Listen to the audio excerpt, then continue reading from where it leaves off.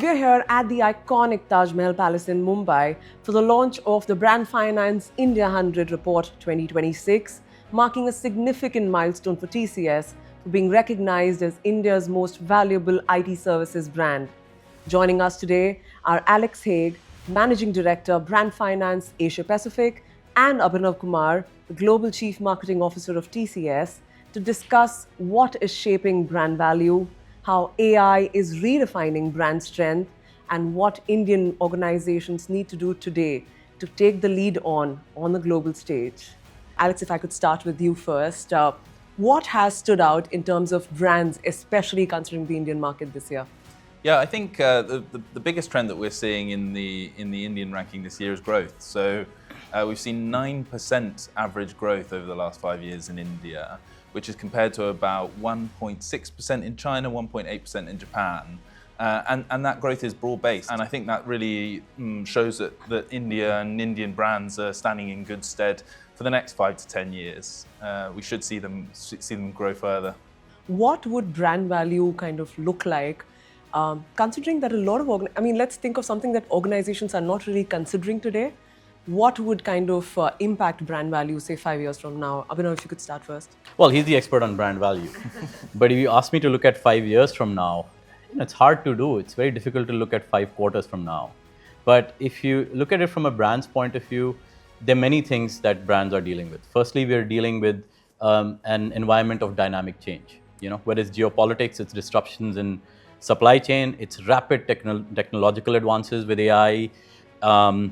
It is societal issues, it's climate change. Now, as you say, in choppy waters, it's a great opportunity for good sailors to demonstrate their prowess. So those who steer their brands towards opportunities will do well. And those who will struggle with the environments you might see some of those brands drop off. When it comes to kind of brand value, that's such an important metric. We learned about brand value from Brand Finance many years ago. In 2010, they did an official valuation for us, and they valued the TCS brand at $2.3 billion. We are at 21 this year, but I'm always looking ahead into the 5 years. So we would like to see it grow. It's grown quite dramatically. And I'm really thankful to a whole generation of marketeers and colleagues at TCS who proudly carried this brand forward over the last few years. We've done many things strategically, including a big investment in sports sponsorships, particularly marathons and Formula E, presence at many events, being purposeful about our brand online, on social, and so many other things which have driven it forward. But you know what? Every year the slate gets wiped clean and you need to perform again. So let's see where we land up 5 years from now. But I would like to thank Brand Finance again for the service they do in helping brands really realize what the value of the brand is and what part of the market cap of companies is directly attributable to brand. So brand value management is really about managing the growth and strength of brands through a system where you really understand their financial impacts. And you can see those financial impacts changing because of AI, because of 3 reasons. So one is around AI and its impact on brand choice. Mm-hmm. So you can see obviously the rise of AI as intermediaries in the selection of brands. Obviously, when you go onto one of the large language models and you say, okay, what IT services company should I work with? TCS comes up top always, but that shows is that the way that you show up in large language models is going to be key for driving brand value in the future. The next is around AI's impact on customer experience and personalization. Mm-hmm. So not just about communications and showing up to the customers, it's also about how you can deliver more effectively to customers. And then finally, I think there's a very key and growing trend around AI and its impact on how we're perceived and how big brands are perceived from a reputation perspective. The impact on AI on both the customer journey and customer experience is huge. If you look at customer journeys from our point of view, right, as an IT services company, we sell to businesses. And in our sort of buying journey, it usually takes about 18 months, but there are 37 different touch points with a prospect before they end up becoming a customer. Now, right at the onset of it, there is change. As Alex was talking about, today, in terms of search, a lot of people are going to the frontier models and the LLMs to do their first level of search. If you look at it, the conversion rate of traffic you're getting from LLMs is extremely high. So at a global level, about 18% of the traffic you get from LLM converts into sales, right? You just compare it to an average marketing campaign in B2B services, a 1 to 3% conversion rate is considered really good, right? Or in consumers, if you look at Amazon ads or Facebook ads, if you get 9 to 10%, you're doing extremely well. Here it's 18%, which means that the traffic and audiences which are coming to you from LLMs are primed to buy, which is excellent. This whole area of generative engine optimization is going to see a lot of change. The other change we're going to see is, if you look at these LLMs, they're also evolving really fast, right? They started with retail. Today, 84% of the people on this planet, of 8.3 billion people, use AI in some format or the other. It is dramatically utilized. I think this is the fastest adoption of any technology in human history. But on the enterprise side, it's still slow. And we'll talk more about that, because we see that as a huge opportunity for our business.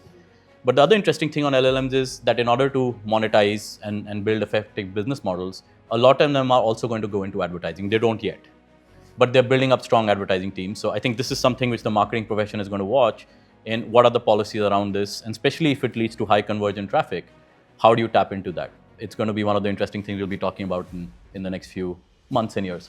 What should Indian brands, be investing in today? So really what I think we're focusing on is the need for Indian brands to scale that domestic strength internationally. And I think the way that brands need to do that is to really embrace their performance and their Indian heritage. TCS is a great example of this, using marathons to really shout about the strengths of TCS as a business. And that lesson ideally could be built on and learned from the other brands in our study. Yeah. What should a CMO be paying attention to right now?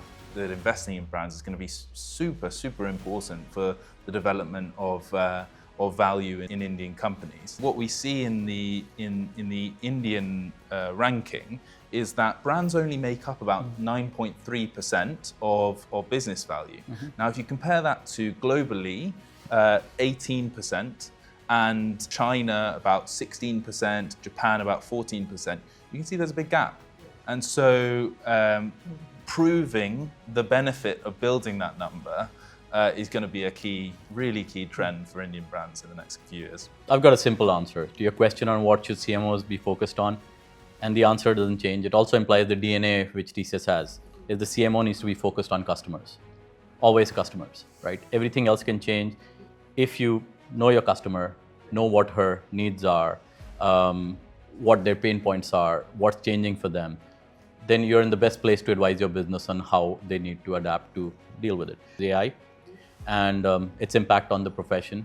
I think every marketing department is looking to see if we can tap into the opportunities that AI presents, and presents tremendous opportunities, whether it's in many parts of the marketing value stream, whether it's in content and creatives or market research. And at the same time, there's also risks associated with AI, which CMOs need to be really aware of. That if all marketing departments end up using the same tools and the same AI tools, there is a huge risk of scaling content, scaling creatives, but all of those content and creatives gravitating towards the sea of sameness. At TCS, we speak a lot about the human plus AI model, right? So it's having the judgment of knowing what you want AI to do for you and make you more productive, able to scale, but knowing where you need human judgment, human taste, and human decision making in the chain. Always is critical. And creativity at the end of the day is a very human trait. So I think designing your organization right and your workflows right is critical. So that's a key area I think a lot of CMOs are focusing currently. Thank you guys again for being very, very generous with your time, and congratulations to both of you.